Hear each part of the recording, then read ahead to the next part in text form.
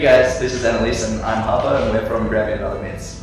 We just wanted to give you a couple tips on how to train handstands at home. Let's do it! When starting a handstand, you want to first think about what the shape of a handstand is. It's ideally a perfect straight line, so when you're lying on the floor, what you want to do is try and push your shoulders down into the floor, lift your ribs up, so you should have actually a little space here, like Annalise does, squeezing your butt and your legs together, and pushing up tall as you can through those shoulders, looking at your hands. So when you're doing handstands, a lot of the weight goes through your wrists, so you really want to stretch them out and then strengthen them before you start handstands so you're not going to hurt yourself. A couple stretches I like doing are turning my hands backwards and stretching really nice, trying to keep your arm locked and stretching down through this part of your forearm. I'm doing a couple walks from side to side. I also like turning my hand to face my palms to the ceiling, stretch down the front of my forearm. Then when you want to start strengthening your wrists a little bit, put your shoulders over your wrists, and then you can do what we call wrist push-ups, which are when you push your hands up so only your fingers are touching the floor.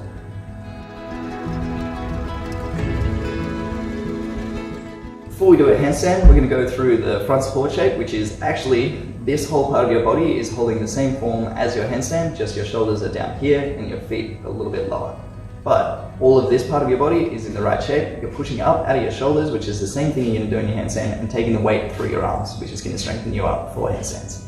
A couple of key points in the front support: you want to have your shoulders over your wrists. If your shoulders are back, you're not strengthening yourself properly, and you'll slide. If they're too forward, you're going to really hurt the front of your shoulders because it's a lot more effort, and your wrists. So shoulders directly over wrists. You want to have your butt nice and level, not too saggy or not too high. Nice and straight, block it off, keep your hips tight. So one of the good exercises is doing handstands up against a wall. It's always good to do a little bit of an incline. We call this one the 45-degree handstand. This is so you don't have to be all the way over on your hands, but you're building up the shoulder and wrist strength for the handstand while also working on your shape. So you're trying to squeeze your butt, keep your legs nice and straight and together so they're locked. You want to be pushing up as tall out of your shoulders as you can, and you're keeping your ribs in, the same as we were doing in the exercise before.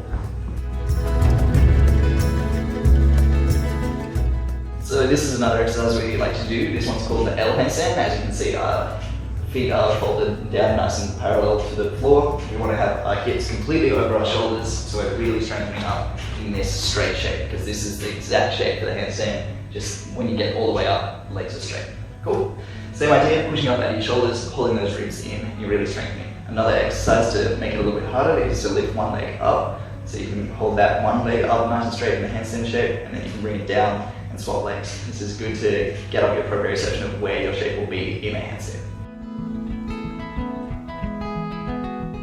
So this is another exercise we like to do. This one is a handstand up against the wall with your body as close as you can be. You want to start with your hands a little bit further away from the wall, walk your feet up, and then walk your hands in as close as you can. If you can get all the way in like Annalise does, then that's perfect. If you can't, stay where you're comfortable. You want to just feel comfortable and get building up the strength and proprioception so you can find the balance.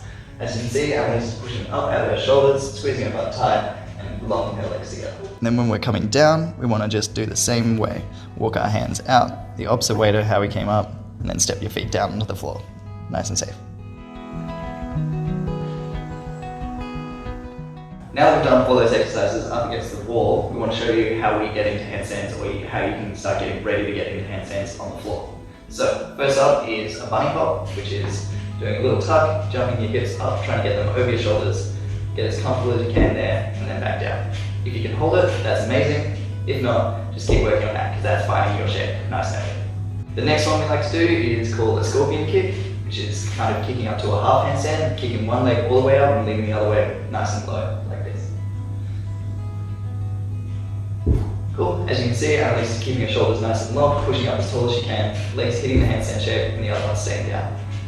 And lastly, there's kicking up to the full handstand, which is the same idea as the scorpion. You're putting one leg forward, your favorite leg forward, and then you're going to kick up, bring the first leg all the way to handstand, and then it follows up to handstand. That same leg needs to come down first and step down.